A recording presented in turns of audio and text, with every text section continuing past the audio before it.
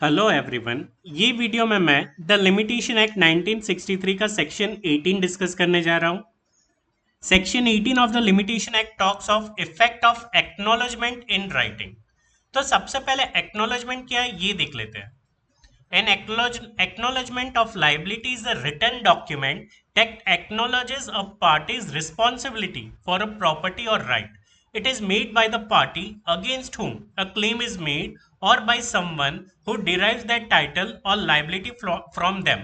Acknowledgement मतलब क्या है कि आप एक्नोलेज करें कि हाँ आपकी लाइबिलिटी है against the opposite person. For example आज आपने मुझे 10,000 रुपए दिए हैं और मैंने आपको प्रॉमिस किया था कि 2 महीने के अंदर अंदर मैं आपको ये 10,000 रुपए विथ इंटरेस्ट वापस कर दूंगा। अगर 2 महीने में मैं आपको पैसे वापस नहीं कर पा रहा हूं बट मैं आपको एक्नोलेज कर रहा हूं कि हाँ मेरी लाइबिलिटी है आपको पैसे देने के लिए, that is known as acknowledgement. where before the expiration of the prescribed period for a suit or application in respect of any property or right, an acknowledgement of liability in respect of such property or right has been made in writing, signed by the party against whom such property or right is claimed, or by any person through whom he derives his title or liability. A fresh period of limitation shall be computed from the time when the acknowledgement was so signed. अब देखो section 18 क्या कहता है, वही example के साथ ले लेते हैं।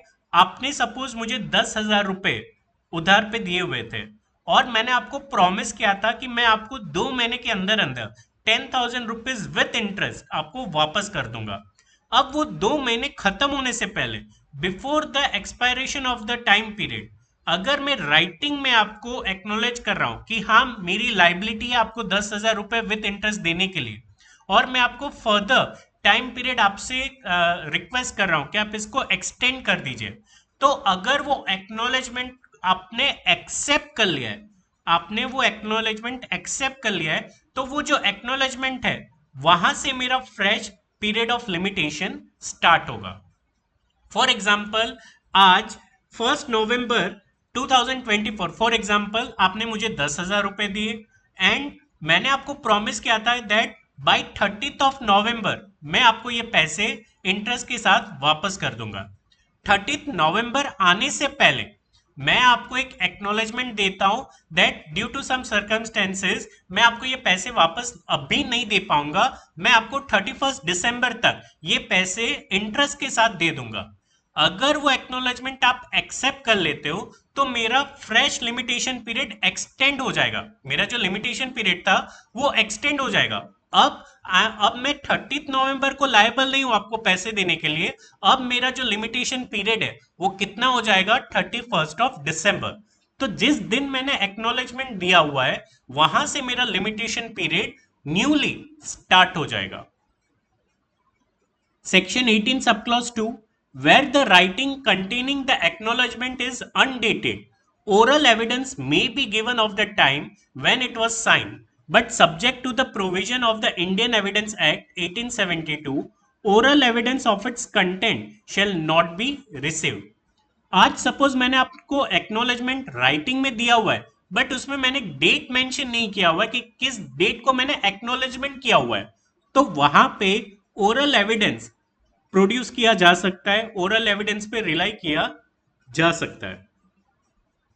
Explanation: for the purpose of this section, an acknowledgement may be sufficient, though it omits to specify the exact nature of the property or right, or avers that the time for payment, delivery, performance, or enjoyment has not yet come, or is accompanied by a refusal to pay, deliver, performance, or permit to enjoy, or is coupled with a claim to set off, or is addressed to a person other than a person entitled to the property or right।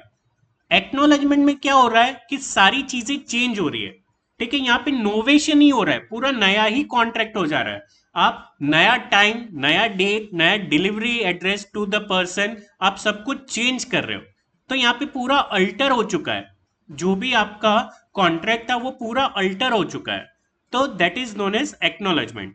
The word signed means signed either personally or by an agent duly authorized in this behalf.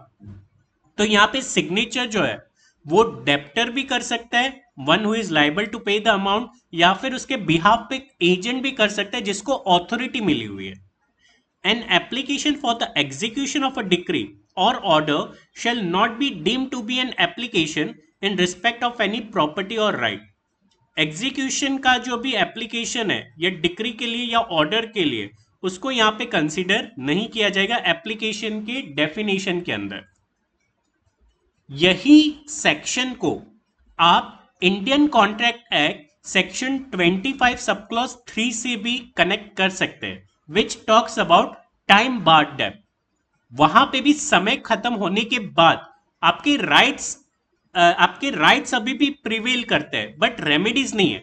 तो वो इसी की बात कर रहे हैं. देखो ये सर्टेन पीरियड के बाद आप क्या कर रहे हो, एक्नॉलेज कर रहे हो, तो वहां पे आपके जो प्रीवियस रेमेडीज थे वो वहां पे रिसाइंड हो जाएंगे और जो फ्रेश रेमेडीज है यहां से स्टार्ट हो जाएंगे.